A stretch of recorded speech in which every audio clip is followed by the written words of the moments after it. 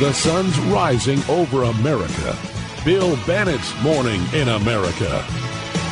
Let's get rolling. Call 866-680-6464. Atlantic to Pacific, north to south, across the globe.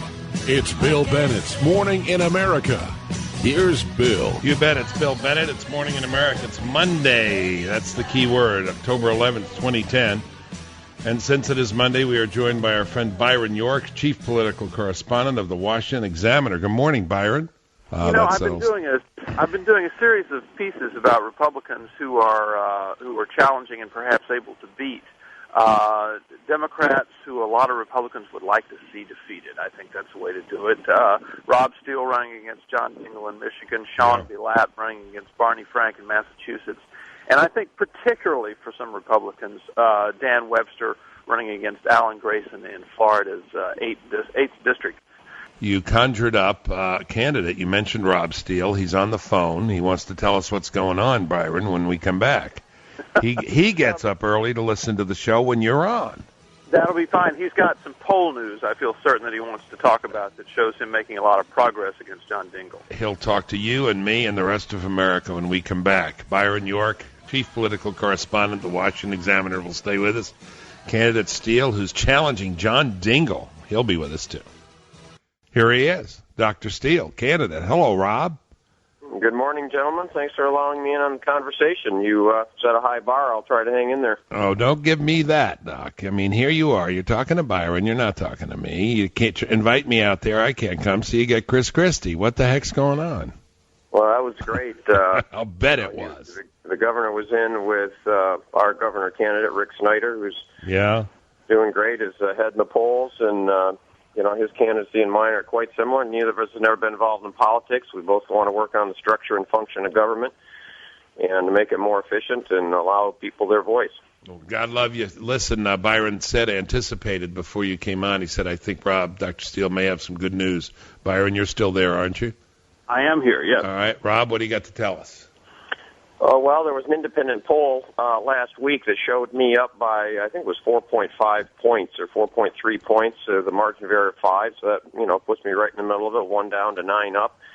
And so that's really the fourth poll, actually, that shows this to be a very competitive race. We've had 3 others that all show that by a fairly significant margin, more people want him retired rather than reelected. So obviously, Byron had mentioned this real clear politics thing, and our race actually just went from strong Democrat to leans Democrat, and this, of course, is the longest-serving congressman in the history of the United States in what is usually called a plus 13 district.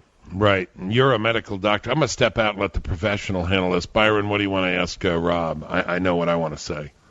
Well, it is extraordinary to have Dingell's poll go from strong Democrat to lean Democrat. I mean, that's a big deal. The thing is that he was elected. Dingell actually took over his father's seat in 1955.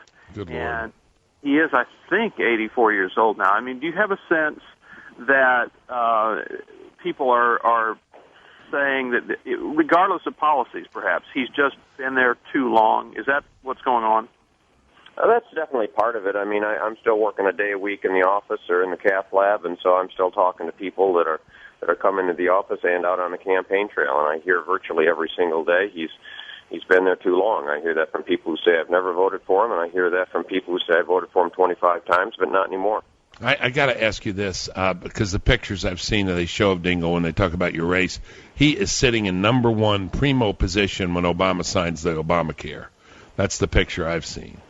Is he still shying away from Obamacare? He was the biggest pusher of this. Is he now still not talking about it? Well, he's kind of hard to find. We don't hear him talking about anything anywhere. We once in a while read about him having been at an event the next day in the paper, but there's not been any real public events, and he's not really out there too much. No debates, Rob? We do have a debate coming up October 20th, one debate hosted by a community college, and that's going to be a 1-hour debate, and so we're definitely looking forward to that. And we'll, of course, suggest that you request the media because the contract for the debate requires only the community college to have audio and visual, and all the requests will go through them. So we'll definitely get you some press releases on that because obviously we'll want everybody to see our conversation. You bet. Absolutely. We'd love to see it. Byron, I'm going to give you the last word and then ask you to stay on for the next segment, if you will. Well, it is interesting that the doctor is still holding office hours. It is. It really is. He's working. Well, you have a class of people right now, mostly Republicans, who are essentially aspire to be citizen legislators. They've never run for anything before. Right. The conditions of the last year have kind of put them over the line, and they've decided to actually do something. And I think that if Steele were elected, if a number of other people were elected, you would have essentially a new class of citizen legislators. Right. Rob, just it's tremendous. Number of doctors like you running, number of military people. We're going to have Mr. Pantano, Lieutenant Pantano, on in a few minutes. Congratulations. We're with you, buddy. Yeah, I appreciate that, and I've met the Marine Pantano at an event before. He's an awesome guy. We're pulling for him. There's people like that all over the country who are saying they've had enough. They've got to get rid of the career politicians and the special interests, have the citizen legislators. So, I'll just throw out there for your group there to go to my website, Rob Steele for Congress, because you were talking also about attack ads, and they've got just 2 ads that have not a single true word in them. And it's just amazing how they just think that people, think it's okay. Right. And people don't think it's okay. In fact, Byron has mentioned about... We got to go. RobSteeleForCongress.com?